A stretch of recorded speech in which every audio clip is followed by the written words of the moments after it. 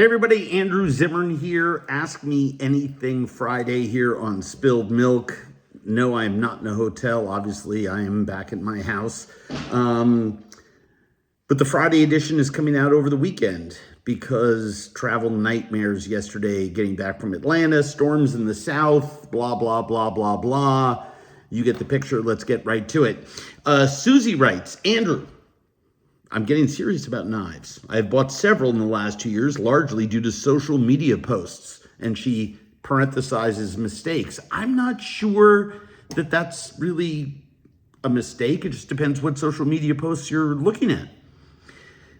She says she purchased 2 Milk Street knives. They literally fell apart. I purchased 2 Misen and the blades are disintegrating. Both those brands have lousy steel. I mean, you're just not gonna, it's just a waste of money. She says, I want Shun, but have small hands and a limited budget. Well, Susie, you're smart because you do have to look at the size of your hands when it comes to buying knives. All knives have different handles. If you have small hands and you're using a knife that has a larger size handle, then your hand's gonna cramp. Worse, if you're like me and have a big hand and you're using a very small, thin-handled knife, like a French sabatier, which I love, but it's a great knife, but it's a brand for people with small hands because my hands cramp because they're too curled around it. She writes, what individual knives should I buy as I'm moving forward, knowing that a set is often more economical? I am cooking 5 times a week or more in a little bistro, and for private clients, I can start over. I need to. Well, here's the deal. You're going to have knives forever. So what I would do is I would go to a one of those culinary stores that we have several here in the Twin Cities, places like a Williams-Sonoma or a, is Sur La Table even open anymore? I think they went out of business. But there are even department stores that have very large culinary departments where they have many brands of knives and hold them so you can see what's comfortable for your hand. If you have a small hand, there is a line of Shun knives, and I am going to look it up for you right now. It's the new one with the blonde handles that I just love. And they have a small handle. And yes, it is and they are economical. It is the classic blonde 5-piece starter set at Williams-Sonoma. They are discounted right now. So there's a shameless plug for Williams-Sonoma, which I love. Oh my gosh. They're like 40% discounted. Holy moly. Yeah. Shun Classic Blonde 5-piece starter set, marked down, well, it's almost half price, from $600 to $400, and it comes with a block. Now, if you are buying the Classic Blonde piece by piece, they have to my hand, the Classic has the smallest handle. The Premier, which is another class of knives with Shun, has a handle that kind of bulges. It gets a little wider in the middle of the handle, which I absolutely love. I'm just looking it all up right now for you. But yeah, get yourself the Classic Blonde. Classic is the line of knives. Shun Classic in blonde 5-piece starter set, on sale right now at Williams-Sonoma. Marked down hundreds of dollars. Okay, Veronica writes, do you have plans for visiting Guyana? Sadly not, but I love that part of the world. And that part of South America is so rarely explored. She writes, I would love to see you explore our cuisine. So would I. Susan writes, pan-seared salmon, what's your best technique? It feels like it sticks, gets dry, too crusty on the outside. Once you get a nice medium rare on the inside. I've done everything from cast iron grill pan to non-stick pans to straight up all-clad pans. Well, if that's the case, if you've tried all those different types of pans, then there's only one or two reasons why it narrows it down tremendously. One is not enough heat in your pan. Two, not letting your fish come to room temperature. Three, not having enough of a fat medium in there. And four, some kind of operator error that I wasn't there standing next to you, so I can't tell you what you did or didn't do right. But she asked me what my technique is. If I'm searing a piece of salmon, I preheat my pan over a medium flame for like 7-8 minutes. And I do not use a no-stick pan. I use like an all-clad style pan, a cladded stainless steel pan. And in fact, I have some all-clads here that I saute salmon in because they have 3-inch high straight sides, so it reduces spatter. I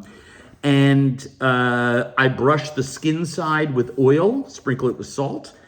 When the pan is really hot, I drizzle a little oil in it or maybe a pat or two of butter, swirl that around, turn the heat up just a smidge, and I drag the salmon skin side down, just the corner across the pan.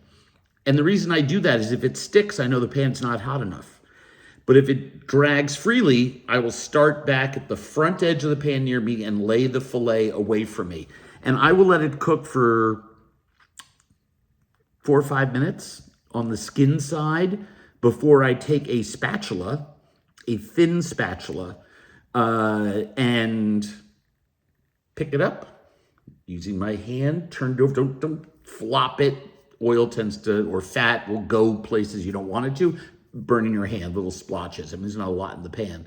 And then I turn it over, crusty brown, then on the show side, and then I take it out of the pan after 3 minutes and let it rest, and it's just au point, as the French say, to the point of being done. Super, super simple. Now, a lot of people are using what's called the paper version of searing salmon. In other words, you cut a little square of salmon, you rub some oil on it, you rub some oil on the skin side of the fish, put the skin side down on the oiled piece of cooking paper, right? It's wax paper without the wax, right? Very, very hot pan, a little oil in there, get that hot and lay it down. So the paper is in between the skin side and the pan, and you let that cook, and it will crisp the skin side, and then you can just flip it onto the show side, your pan, you peel away the paper, and you have this beautiful crispy skin. To me, it's cute. People call it a hack. I think it's kind of pointless since it's so, I think, relatively easy to do it the right way. Get your pan hot, test it. I think you'll be okay. Let your fish come to room temperature. Jan writes, my cilantro opted to be a jerk this year and died on me. Is there a better way? I love fresh cilantro. Yes, make sure that you keep pruning the top. Don't let it flower. Don't let it begin to bud into flower and then go to seed, because what that does is all the energy of the plant goes to the seed and not to creating bushy leaves. Also, you have to make sure that your soil is right. Cilantro likes a very particular amount of acid and pH balance in the soil. So where I plant my herbs in my garden, even if the rest of the garden, when I till it at the beginning of the year, is like super healthy, rich, black, loamy soil, I always put potting soil like 3 inches and turn it with a gardening spade and really make sure that my top 4 or 5 inches is healthy and has a lot of nutrients in it and is at that universally accepted pH acidity level, and it helps my cilantro. That being said, I have never, in all my years of gardening, I have cilantro going right now, come out with anything resembling the beautiful bunches of organic cilantro that I buy at the farmer's market. I should ask them what their secret is. But the fact of the matter is I use the stuff in my garden for little things. If I'm making a pesto, well, bad example, because I have 4 or 5 basil plants and it's enough to make a batch at the end of the summer. But anything where I'm using handfuls, I just buy it at the farmer's market or at the supermarket where they have organic local stuff in the organic local section here at my market here in Minnesota. And that's because it's so inexpensive. Relatively, it's the least expensive stuff in the store. All right.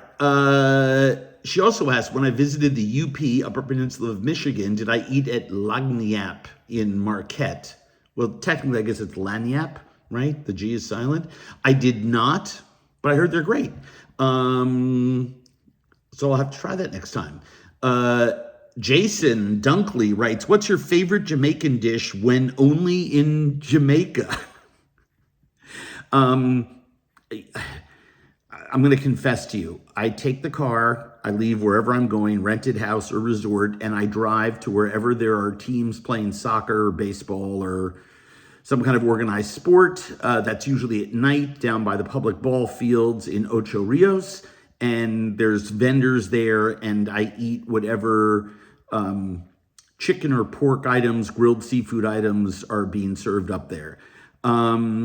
Sometimes they'll have a stew with, they'll have a rundown with some spinners in them, which are a type of dumpling. I love that. But the thing that I eat every day in Jamaica that I never eat in America is ackee with saltfish. You just can't get it. Just can't get it right. And you can't get it that fresh, even in Florida. So I guess it's ackee and saltfish. Jeff writes, best food you've ever had at a sports stadium. Oh my gosh. Year one, US Bank Stadium right here, the home of the Minnesota Vikings, out of my rotisserie meats booth or my Hoagies and Heroes booth. And I'm being serious.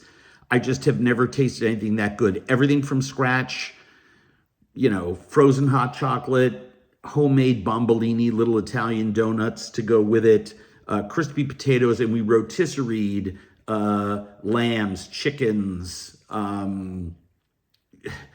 cuts of beef. I mean, we did everything and sliced it and had it available by the pound, by the piece, or shredded onto sandwiches. Literally best stadium concept I've ever been a part of. And COVID killed it. Intranet USA writes, will you ever do an AMA on Reddit? Absolutely. I've done them before. They just need to ask me if it's a Reddit official one. And I should tell you that I do AMAs here and on my IG account and Twitter account or Threads account when I'm bored and sitting in an airport. I would do Reddit when it's associated with a product or something that I am promoting and they ask me to, but otherwise I do it on my platforms so that my fans know what's happening. So encourage your friends or yourself to subscribe here. Thank you. Have a great rest of your weekend.